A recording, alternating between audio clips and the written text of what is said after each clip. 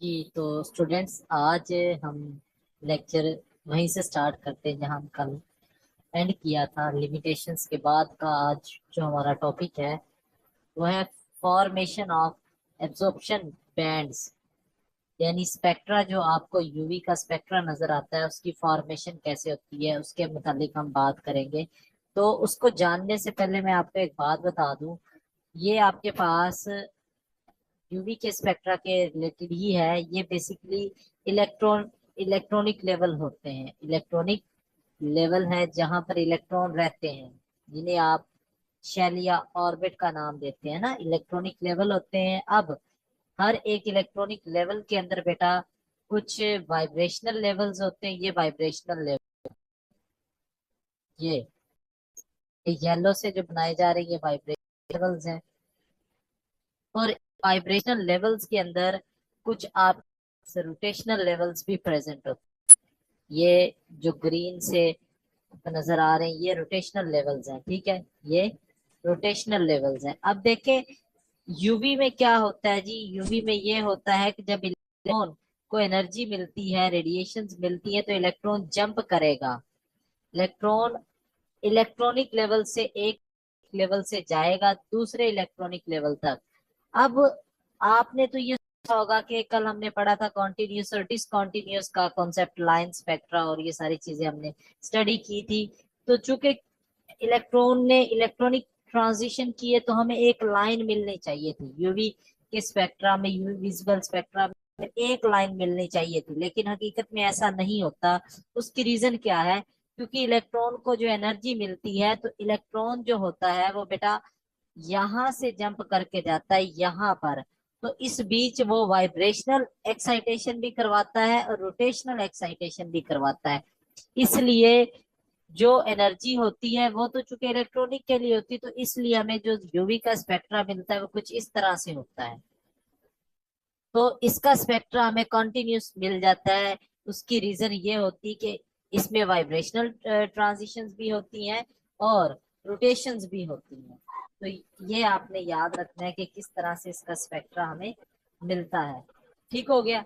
इसके बाद हम बात करेंगे जी कि कौन कौन सी ट्रांजिशंस होती हैं यूवी के अंदर और कौन सी अलाउड ट्रांजिशन है और कौन सी फॉरबिडन है।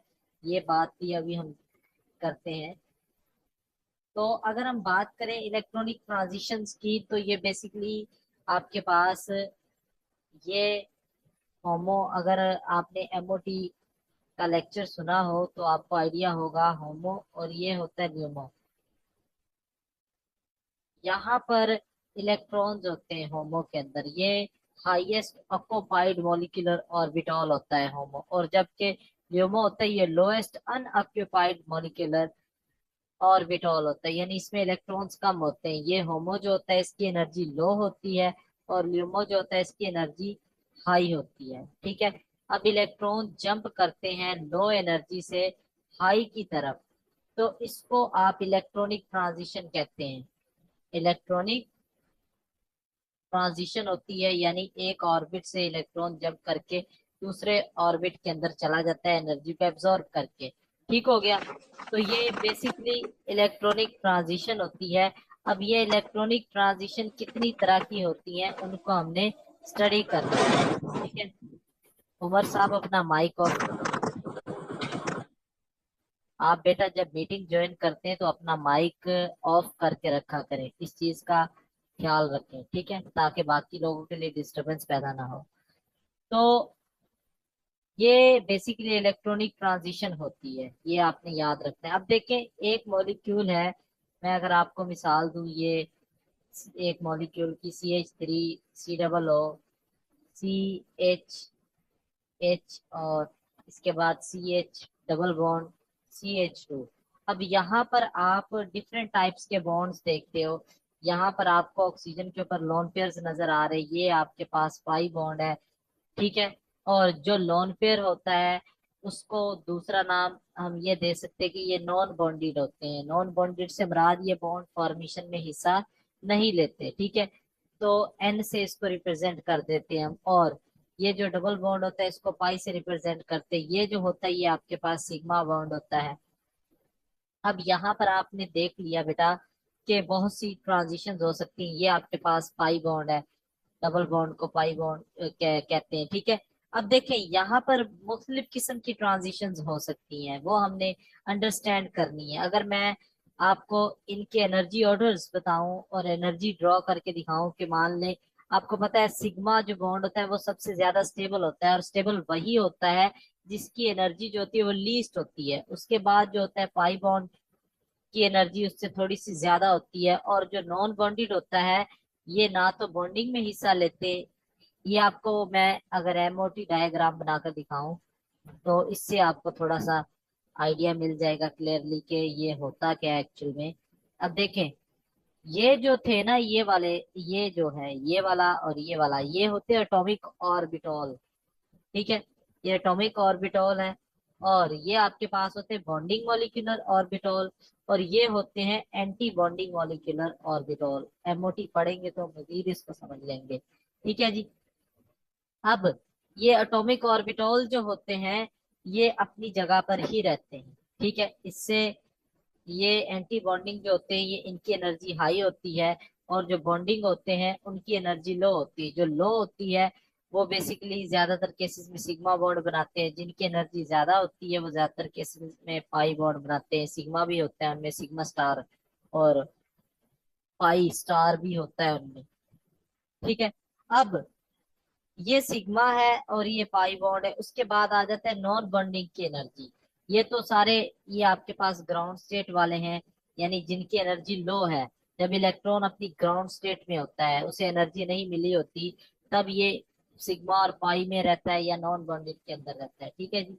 अगर हम बात करें जब इलेक्ट्रॉन को एनर्जी मिलती है तो वो एक्साइट होकर जाएगा डेफिनेटली, वो पाई स्टार में जाएगा यानी एंटी बॉन्डिंग में जाएगा, और सिग्मा स्टार में जाएगा। तो ये दो हो सकते हैं। अब देखें, एक बात यहाँ पे मजीद याद रखें, जिसका ऑर्बिट जो होता है या एनर्जी लेवल जो होता है वो जितना ज्यादा स्टेबल होगा, वो हाई एनर्जी में उतना ही अनस्टेबल होता है, ठीक है। वो उतनी ही हाई उसकी एनर्जी होती है एंटी बॉन्डिंग के अंदर। तो यहाँ पर सिग्मा लास्ट में आ रहा है क्योंकि इसकी लीस्ट एनर्जी है। ये स्टेबल है तो उसका एंटी बॉन्डिंग उतना ही अनस्टेबल होगा, तो ये याद रखना है आपने। अब यहाँ से आप ट्रांजिशंस देख सकते हैं कि यहाँ से ट्रांजिशन, पहली ट्रांजिशन हो सकती है सिग्मा टू पाई स्टार, क्योंकि लोअर से हायर में जाना है ना, नंबर वन ये ट्रांजिशन हो सकती है। फिर सिग्मा से आपके पास ये ट्रांजिशन हो सकती है सिग्मा स्टार, लो से हाई एनर्जी की ट्रांजिशन यानी होमो से ल्यूमो की तरफ जाना है। फिर अनदर ट्रांजिशन हो सकती है वो है पाई से पाई स्टार, पाई से पाई स्टार ये थर्ड ट्रांजिशन है। और इसी तरह फोर्थ ये हो सकती है पाई से सिग्मा स्टार, पाई से सिग्मा स्टार की ट्रांजिशन पॉसिबल हो सकती है। इसके बाद आपके पास फिफ्थ आती है वो है एन टू पाई स्टार, ये ट्रांजिशन हो सकती है। लास्ट पॉसिबिलिटी यही है कि एन से सिग्मा स्टार हो जाए, लास्ट यही है कि एन से सिग्मा स्टार। तो बेटा ये 6 तरह की ट्रांजिशन होती है यूवी विजिबल स्पेक्ट्रोस्कोपी के अंदर। अब इनमें से कौन सी ट्रांजिशन अलाउड है और कौन सी फॉरबिडन है, उनके मुतालिक हम बात करेंगे। देखिए 2 तरह के रूल्स हैं जिनको मैं आपको बताता हूँ, जो मैं भी आपको बुक में देखने को ना मिले, डायरेक्टली बुक में ये बात कवर कर देते हैं। तो पहला पहला रूल है कौन सी अलाउड है कौन सी फॉरबिडन है। तो पहला रूल है आपके पास, इसका नाम है इन रूल्स को हम कहते हैं सिलेक्शन रूल्स। सिलेक्शन रूल्स हमें बताते हैं कि कौन सी ट्रांजिशन अलाउड है कौन सी फॉरबिडन है। तो पहला रूल है वो है कि change change in spin quantum number should be zero, spin quantum number should be zero. अब स्पिन क्वांटम नंबर क्या होता है कि जब एक इलेक्ट्रॉन स्पिन कर रहा होता है ना, इलेक्ट्रॉन की 2 तरह की मोशन होती है। मैं अगर आपको बता दूं एनएमआर में हम ये सारी चीजें डिटेल से स्टडी करेंगे। अब देखें ये इलेक्ट्रॉन है, ये मूव करेगा मूव करेगा, ये मोशन है, ये सर्कुलर मोशन है इलेक्ट्रॉन की जो न्यूक्लियस के गिर्द ऑर्बिट के अंदर मूव करता है। और एक मोशन होती है इलेक्ट्रॉन अपने एक्सिस के गिर्द मूव करता है, रोटेशन अराउंड इट्स एक्सिस। तो उस मोशन को हम कहते हैं स्पिन मोशन। जब इलेक्ट्रॉन स्पिन करता है तो उसको डेल्टा एस यानी चेंज इन स्पिन से रिप्रेजेंट करते हैं। वैसे एस जो होता है ये स्पिन क्वांटम नंबर है और इसकी वैल्यू या तो +1/2 हो सकती है अगर क्लॉकवाइज होगी, या -1/2 हो सकती है अगर वो एंटी क्लॉकवाइज डायरेक्शन में ऐसे रोटेट करेगा। ये क्लॉकवाइज है, इलेक्ट्रॉन अपने एक्सिस की इर्द ऐसे मूव करेगा, तो ये आपके पास क्या होगा जी, एंटी क्लॉकवाइज होगा। अब चेंज इन स्पिन से क्या मुराद है? चेंज इन स्पिन यही होती है कि फाइनल माइनस इनिशियल स्पिन जो है वो 0 आनी चाहिए। पहला रूल ये कहता है कि इलेक्ट्रॉन जो है जब वो एक्साइटेड होगा तो उसकी स्पिन में चेंज नहीं आना चाहिए। मान लें ये एक एन है, नॉन बॉन्डेड से इलेक्ट्रॉन जा रहा है पाई स्टार के अंदर। हम सपोज कर रहे हैं यहाँ पर दो इलेक्ट्रॉन्स है, क्योंकि पेयर होता है नॉन बॉन्डेड में, लोन पेयर वगैरह की बात कर रहे होते हैं हम। तो इलेक्ट्रॉन यहाँ से जब जंप करके जाएगा यहाँ पर, तो इसकी स्पिन ऐसे ही रहनी चाहिए, स्पिन चेंज नहीं होनी चाहिए। तो इसकी मान ले ओरिजिनल इनिशियल स्पिन थी 1/2 प्लस, तो 1/2 इसकी स्पिन थी जी। तो यहाँ पर चेंज इन स्पिन क्या होगी, फाइनल माइनस इनिशियल, ये फाइनल स्पिन इसकी है सेम, और माइनस इनिशियल स्पिन है, तो आंसर क्या आ जाएगा, 0। ठीक है, तो आप देख सकते हो बेटा कि यहाँ पर स्पिन चेंज 0 है, तो इट मींस इसमें कोई स्पिन में चेंज नहीं आया। पहला तो ये रूल फॉलो करना चाहिए, यानी एक्साइटेशन के बाद और एक्साइटेशन से पहले जो स्पिन है वो सेम होनी चाहिए, वो चेंज नहीं हो। पहला रूल ये है। अब हमारे लिए ये थोड़ा सा डिफिकल्ट है स्पिन को चेक करना, तो ये रूल इतना कारआमद नहीं होता। तो इसके बाद सेकंड रूल है लेपोर्ट ट्रांजिशन रूल या लेपोर्ट सिलेक्शन रूल। उसका नाम होता है सिमेट्री सिलेक्शन रूल भी कह देते हैं, सिमेट्री। ये बहुत ही लेवल का रूल है, इसको आप समझ लें, आपको यूवी अंडरस्टैंड हो जाएगी कि कैसे फॉरबिडन ट्रांजिशन होती है और कैसे आप कह सकते हैं कि अलाउड ट्रांजिशन है।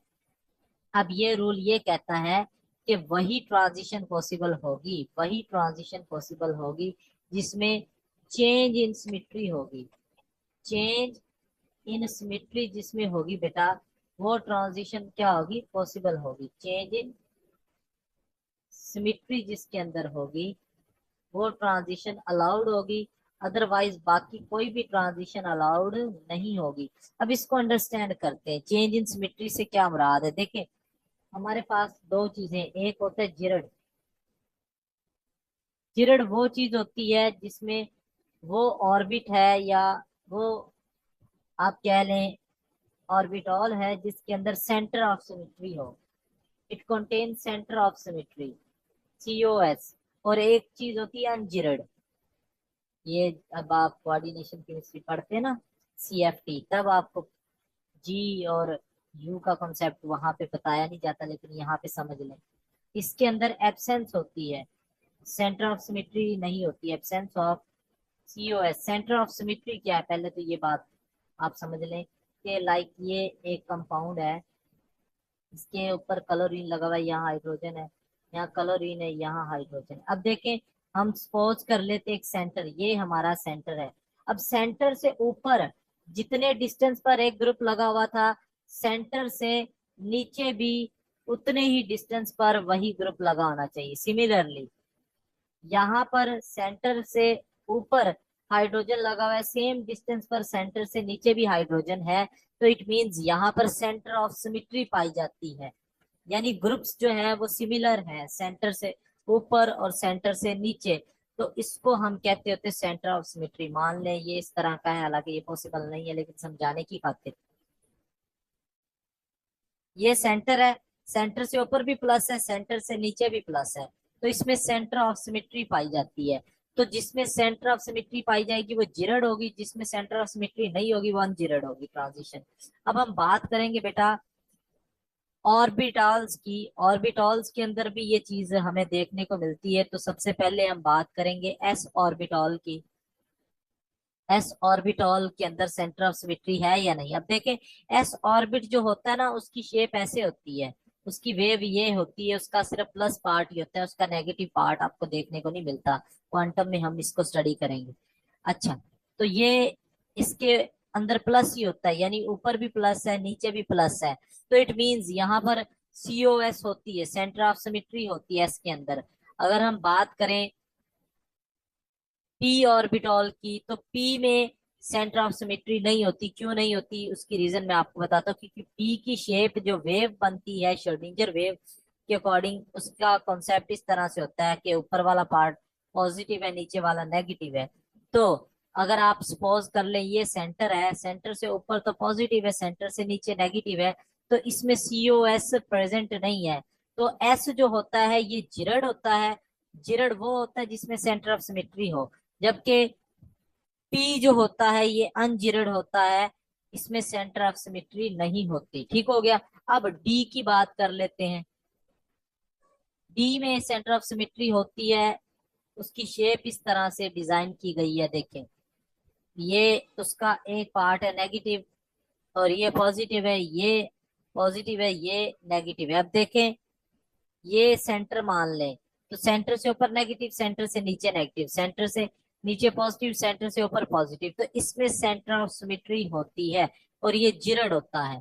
मतलब आप कह सकते हो कि जी, ये जो है आपके पास वो जिरड है।